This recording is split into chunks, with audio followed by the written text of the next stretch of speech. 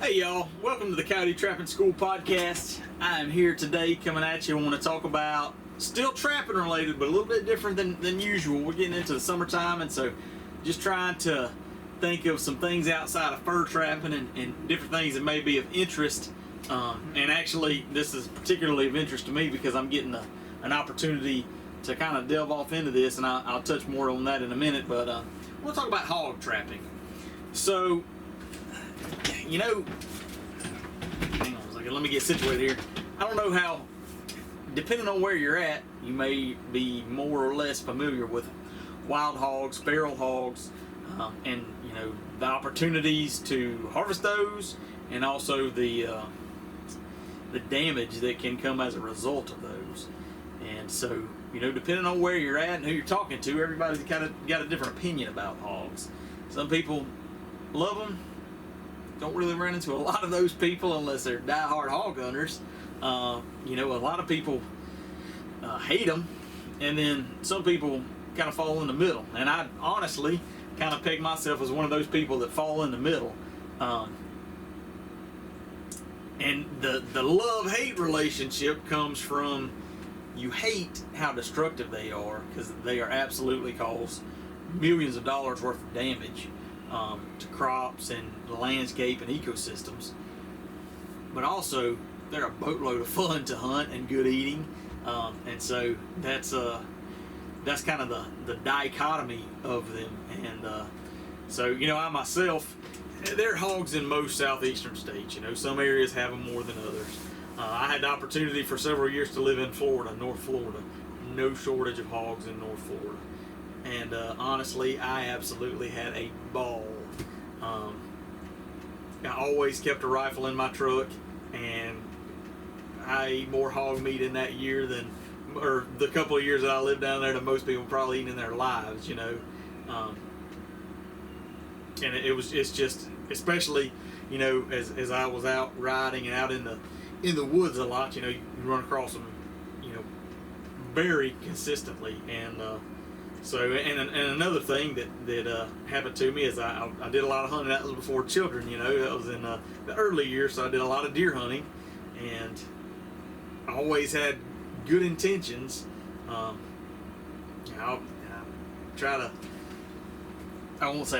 would go deer hunting, the focus of deer hunting, but I didn't, where I grew up kind of north towards, there's a few hogs around, but not a lot. But I just kind of had this, I guess trying to think of the right word, a dislike, I guess, or a bias against hogs. And there's just something about when I saw a hog, I could not shoot it. And so that 90% of my deer hunts turned into hog hunts when I was down there, and I didn't complain about that one bit, because, you know, it's always good to shoot something, right? So from that aspect, like I said, it can be a lot of fun. You can get a lot of meat. It's you know, it can be easy to get other people, you know, children involved, because it's more action packed than some of the hunting. And, you know, some people that may be a little more hesitant towards hunting in general, it's sometimes easier, even though it honestly is not really logical, but it's sometimes easier to get buy-in from them on, you know, going hunting, to them participating, if they're doing it from the standpoint of, you know, this animal is a non-native invasive species that is dramatically altering the landscape and the ecosystem, and having negative impacts on the ecosystem, and, you know, potentially causing loss to farmers and you know, landowners in general. And so just a lot of opportunity. But like I said, they're fun to hunt. I wouldn't want them on my property, and I think that's a good way to sum up a lot of people's feelings about them. If you have the opportunity to go and hunt them, it'll be a lot of fun, but at the same time, you don't want them on your property messing up your stuff. And so because of their destructive nature and all, most states and most people in general view hogs as a nuisance species. So a lot of times, in a lot of cases, it's almost free reign of you do what you can to kill hogs. A lot of states have no closed season, no weapons restrictions. Night hunting is permitted. Hunting over bait may be permitted. I mean, a lot of things to encourage people to kill hogs and kill as many as you can. One kind of interesting take on that, though, is as hog populations are expanding into other states. I guess ever expanding. There's. Let me look that up and see how many states have feral hogs. Let's see if we can get a. So obviously the southeastern states, Texas, Oklahoma, are the hardest hit. Wild pigs have been reported in at least 45 states. That's from Mississippi State University, and that's pretty significant. There are hogs in Canada. It's really pretty impressive, honestly, and it's kind of similar to the coyote in the way that they can adapt and just there's almost no place that's not suitable for them to live, and I can't remember honestly where I was going with that, but just to say that hogs are expanding into new areas and new places, and so that's got the attention of people, the attention of the federal government. I think it was 2 years ago, maybe a little bit more, but or maybe a little bit less. I think it was about 2 years ago. The federal government, I guess, issued. I don't know if it was a grant, but directed a significant amount of money. I think it was in the hundreds of millions of dollars into focusing on killing hogs, figuring out the best ways to kill hogs, putting people in place and giving them the equipment and the knowledge to kill hogs, and especially focusing on states that were just having kind of initial sightings, and in states where hogs hadn't historically been for that long, to where it may be possible to prevent those hogs from taking a foothold in that state. And so it's hard to imagine, like I said, a lot of the southeastern states, but especially like Florida, and there's no way, I don't see any way you're killing all the hogs in Florida. I don't think it's practical to think that you could eradicate hogs, wild feral hogs, from the United States. They're just so adaptable and can live in the super rugged areas, and so. But that was, and I believe it still is a focus of trying to target areas where hogs haven't been, and try to make sure that they aren't expanding into those areas. And like I said, that definitely seems more reasonable than saying there have been hogs in Georgia for since the settlers arrived, so we're gonna eradicate them now. That's a tough bill to fill. But if they can stop the expansion, then that's that would be a win, certainly, for the landowners and producers in those states. And so a little bit different philosophy maybe that has been adopted by some states in the last few years is actually going the exact opposite from legislation wise that a lot of states have done, and not classifying hogs as a nuisance species, but almost from a hunter perspective, protecting the hogs. And so instead of free range, kill all the hogs whenever, wherever, however you can, hey, you can't kill hogs. And I'll be honest with you, I'm not sure how I feel about this. I've got a good friend of mine that's a hog biologist with the USDA, and from his standpoint, his job and his outlook is to try to eradicate hogs, right? and try to figure out the most effective way to do that. And like I said, I mean, I think me and him agree that the odds of doing that whole scale across the U.S. is not realistic. But there's such an interesting idea and thought, and a part of it, I think the main driver is that if you disincentivize people in a sense to view that as a game species, you take away a reason for people's reason for pursuing that animal, and you give no. I'm trying to think of the best way to say this, but you that's exactly what you do. You don't give anybody a reason to kill that animal, and you actually penalize people if they do kill the animal. And I don't know how that has played out, so far as penalizing people or writing tickets or issuing fines for killing hogs, because that sounds crazy. But the rationale makes sense a little bit, but it also doesn't make sense to me. This is all my personal opinion, and that's a lot of the movement of wild hogs and the expansion of wild hogs has been at the hands of hog hunters, of people. I guess a better word would be poachers, because in a lot of places it's illegal to move live wild hogs. They've got to have a lot of they got to have all it's moving equivalent to moving livestock, and there's huge concerns around disease transmission to domestic animals, both cattle and pigs. And so most areas, I should have looked it up, but I almost want to say anywhere it's illegal to move a live wild hog. But a lot of the ways that hogs have gotten strongholds and they've expanded is because of people moving them.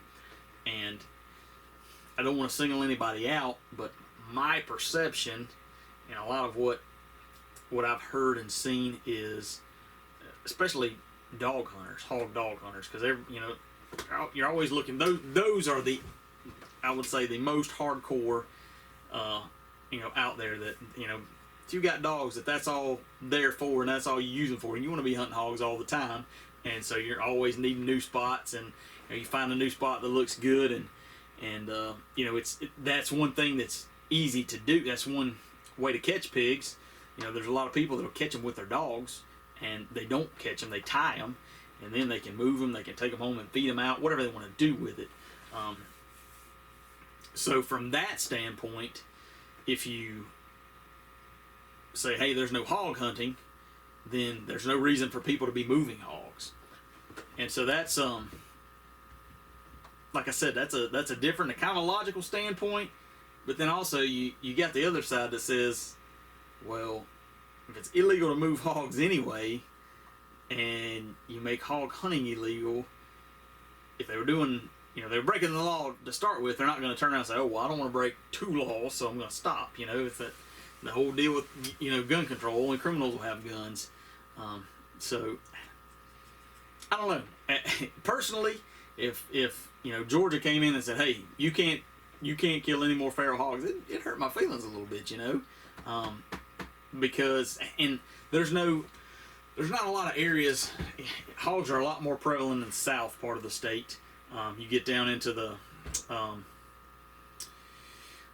coastal plain areas and the flatter areas, bigger swamps and far-reaching, because hogs will target a lot of times waterways, and they'll move along rivers or large creeks, and there's water corridors that often aren't as broken up by development, I guess. And so that's one way a lot of them move, and in that part of the world there's more of those, and more waterways and flatter. So but I absolutely enjoy shooting pigs, and if I have the opportunity, I want to be able to shoot them. So I don't know. Like I said, that's kind of an interesting, different take, but that's neither here nor there. Just kind of laying that out there. That that is, and I'm not sure how much that's going to catch on and how popular that's going to be, because there are a lot of people that think that there should be no reason not to shoot any and every hog you see. So then when you get to the I guess, trapper's outlook, or the trapper's outlook. If you were considering trying to trap hogs, there are a couple of different ways you could look at it. You could look at trying to trap hogs as a sporting endeavor, so kind of like hunting. You know, I want to hog trap, and I want to catch a few here and there, keep the freezer full, whatever. You know, trap through the summer, help Farmer John try to kill a few pigs that are rooting up his fields.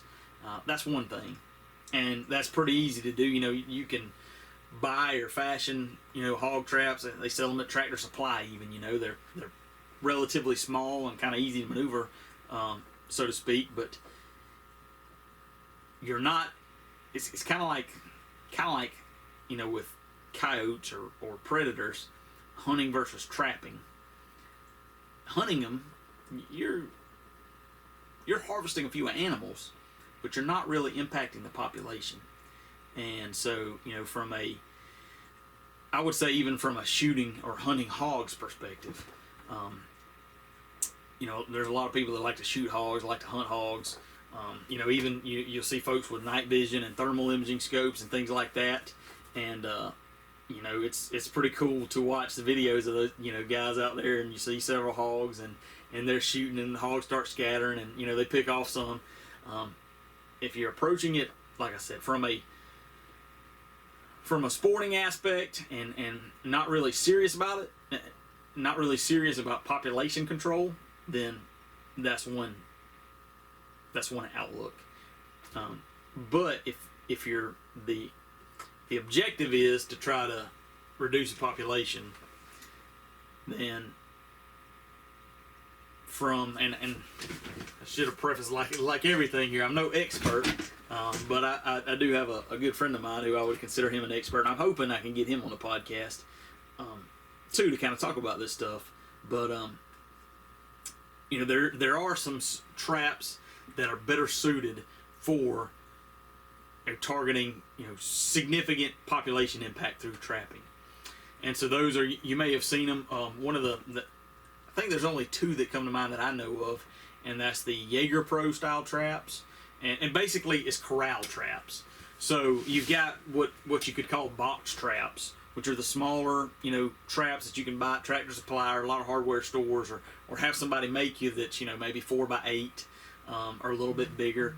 And realistically, you know, you may catch 3, 4. If they're small, you may catch, you know, 5 or 6, 10 even maybe pigs in that trap. But odds are you're not going to catch all of the hogs in a group, and you're just catching some. And so that's the idea behind these corral style traps, and the systems and way you go about them, set them up and manage them, is that you're trying to catch every pig in that group or that sounder of hogs. Because, you know, when you go out there and you see a group of hogs and you shoot 3 or 4 of them, or you go set one of those small box traps and you catch 3 or 4 or 5 of them, you're not obviously getting all of the pigs in that group, and you're potentially educating them as to, it may be a little bit tougher. It may not be so much education from the shooting standpoint, especially with like thermal imaging scopes and night vision, things like that, but especially from a trapping standpoint, hogs can definitely become educated and become trap shy. So the idea and the research has shown that these corral style traps trying to target the entire sounder can have population impact. And so like I said, there's 2 traps that come to mind. Boar Buster is one, and it's a large round pin type trap that actually the entire trap elevates and is triggered. I think it's triggered remotely. Both of these are pretty technologically advanced trapping systems. I think I have to double check on the Boar Buster, but I know the JagerPro is. I'm pretty sure both of them are triggered remotely, and they use a cellular camera and trigger system. And so I'm getting ahead of myself here. So the Boar Buster style trap is a large round pin type trap that the entire trap is elevated off the ground. And when you trigger the trap, it actually rotates, but it falls, and ideally, I'm not sure how big it is, but ideally you catch the entire sounder of pigs. The JagerPro is very similar in that it's a large round pin, or a large pin. You can actually use like cattle panels, or you can buy. They've got panels. They specifically make panels that you can put together, and I'm not sure how it comes, but they're 5 by 8 foot panels, and you put 12 or more together, and so you make a really big area, and then it's got one trap door. And the idea with both of these is that you do some surveillance ahead of time, so depending on the pigs, if their exposure to hunting and trapping and people, they may or may not be already have experienced traps, these box style traps, and may or may not be trap shy already. So kind of the method of going about it, and I get this from talking to my hog expert buddy, but so you find a place, you have a place that has sign present, hogs present, so you start pre-baiting that area. So you're putting out corn, or in some cases soured corn, and that does a couple things. One, it gives extra smell to draw the hogs in. Two, it can keep the deer and other stuff from eating your corn. But you put out some soured corn, maybe put out a feeder and a camera, and start monitoring that location. And then once you get pigs coming to the area, you try to survey and run surveillance on the location, and maybe start setting up the trap, and maybe you set it up in stages so as to try not to spook them. And all the time keeping corn, whether it's a feeder or what, you want corn to be there all the time, so they know this is a spot to come to get feed. And so you're watching these pigs every day, and so you can start to get an idea of, well, in this picture I see 9, in this picture I see 12, in this picture I see 11, in this picture I see 12. So I'm pretty sure that there are 12 pigs in this group, and that's an important aspect of it, because again, you're trying to target the entire group.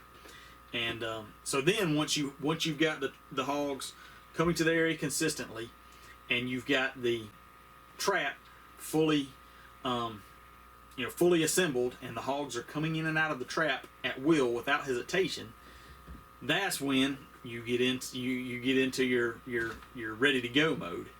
And so that's where the technology really ups itself, because these traps, you set them where they're triggered remotely by your phone. And so you've got a cell phone camera that when it takes a picture, it sends it to you. You pull up that picture, and then you can in real time see, are all the hogs in there? There's only 9 hogs. There's one standing outside the gate, and then you can monitor the pictures. I think you can even get it to retake pictures again and say, there's 9 in there. There's 2 standing outside the gate. There's 3 standing outside the gate. That's my 12. A minute later, another picture comes in. All right, 1 standing outside the gate. The other 2 are in. A second later, all right, all 12 hogs are in the trap. I don't see any around the outside of the trap. I'm going to fire the trap. You fire the trap from your phone, and the trap closes, maybe 3 o'clock in the morning, and you got your pigs caught, and you've got the entire group caught. And that the entire group thing is the key, because if you leave one pig, pigs are so prolific in their reproduction that you don't. It's too easy for them to get reestablished. I just did some quick math here. So if you've got one bred female, and she has a litter, and from what litters can range from 5 to 12, but we'll say an average litter is 5 pigs, okay? So, and they can have a litter and a half a year. Females become sexually mature at 6 to 8 months. So we're going to give them a little bit here. So you got a bred female, she has a litter of pigs. Say there's 6 pigs in that litter, 3 of them are females. 10 months, those 3 females are sexually mature. They have their own litter. They each have 5 pigs. That is 15 pigs now. 15 new pigs. 10 months later, 7 of those pigs were female, and they have a litter of 5 pigs. That's 35 pigs. So from one bred female in 2 years, less than 2 years, you could have 56 on the conservative side. You could have 56 pigs total running around in that area, and that's where one, it's almost hard to fathom being able to eradicate them. Period. Because I mean, if you got one bred female out there, you're done. There's plenty to reestablish and gain a foothold in there. But you know, that's almost an exponential growth rate. You know, a lot of you take a deer, it's going to take, you know, if you got a bred female, say she has twins 1 year, she's not going to breed until, you know, a year later, 6 months after she has the twins. So, you know, 2 years at most, you got 5 deer, right? Best case scenario. So I hope I'm you know, drawing it back around to you know, to have a really effective, significant impact on wild hog populations, and not just shooting a pig here or there, catching a few pigs here or there. It takes a pretty significant investment of time and money and energy into targeting, you know, these trapping systems where you're catching a whole group of pigs at a time. So you get that whole group, and then, you know, you move to the next spot, you move up or down the drainage, ever how it works out. But I mean, like I said, you know, 2 years, 56 pigs later, it's you got to catch a lot of pigs and kill a lot of females to have an impact on that population.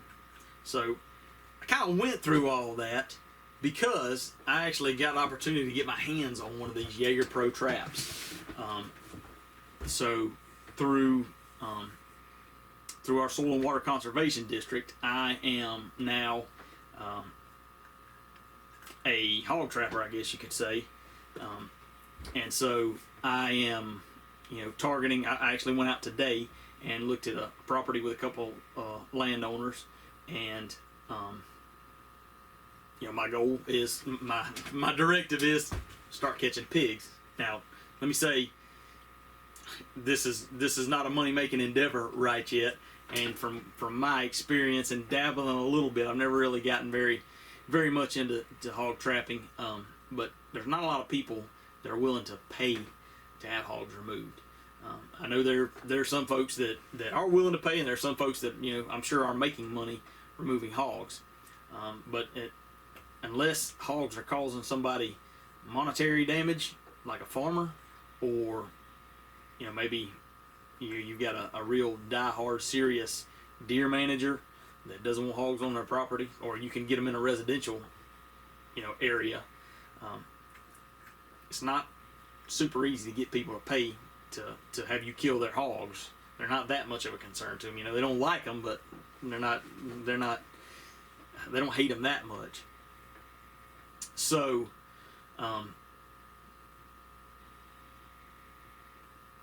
don't know exactly where I was going with that either. I kind of get off on trails and tangents, but that is a point I wanted to make, is that because this equipment, you know, these traps like this are not cheap. You know, it's thousands of dollars for the gate alone. That's remote control triggered. You've got to have the cameras, and you've got to have the cellular plan to have the camera send pictures, and you know, you got to spend time out there getting everything set up. Corn costs, so it's a significant investment, and it's something that I've wanted to mess around with for a while, but couldn't justify that outlay. So now that I have the opportunity, I'm pretty excited about giving it a whirl, and this is definitely something that I'm gonna hopefully bring you know, a lot of new hog trapping content onto my YouTube channel, and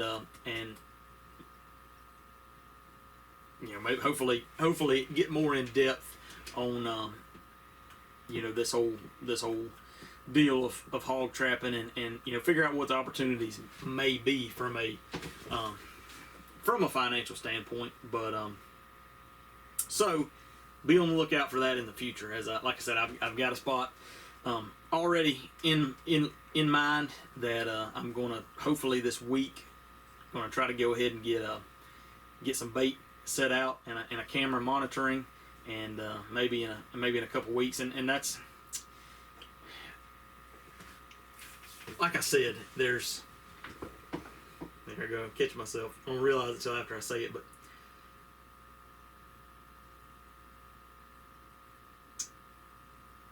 it depends on your outlook and what you're after. You know, as to how you go about this and how you do it. You can definitely catch pigs and help people some with smaller traps. I want to try to have an impact on the population. So this is going to be a process. It's going to take time. You know, best case scenario, I figure I'm looking at a minimum 2 to 3 weeks from starting to bait an area to having the trap set up, to getting the hogs in the trap, and actually firing the trap and shooting pigs in the trap. But I hope y'all count on being there every step of the way, because like I said, I'm pretty excited about this. And, you know, this is going to broaden the trapping window. And another thing that I'm excited about, and another reason why I was interested in this opportunity, is because you know, it's going to give me another opportunity to touch base and meet with landowners and get my name out there even more. So as I try to get more contacts for trapping, nuisance trapping, fur trapping, whatever, this is another opportunity to do that, provide a service to landowners, and let them know, you know, that I'm somebody that can be trusted, and you know, just see where that goes. So that's the gist of that little roundabout story on hog traps, hog trapping, my thoughts on the ways to go about that, and what you got to look for hopefully this summer. Hopefully lots of dead hogs. We'll see. But that wraps that up. One thing that I meant to mention earlier, or I meant to mention at the start of the show, and I forgot, but I'm gonna make a post on this. But I got a notification the other day through our Georgia Department of Natural Resources.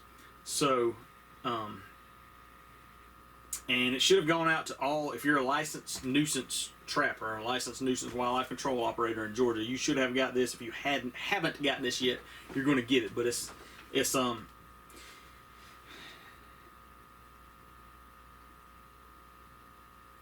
basically it's a letter that outlines that it's come to the DNR's attention that it's a commonly held belief that if you're a licensed nuisance trapper, you can trap fur bearers outside of the fur season if it's for a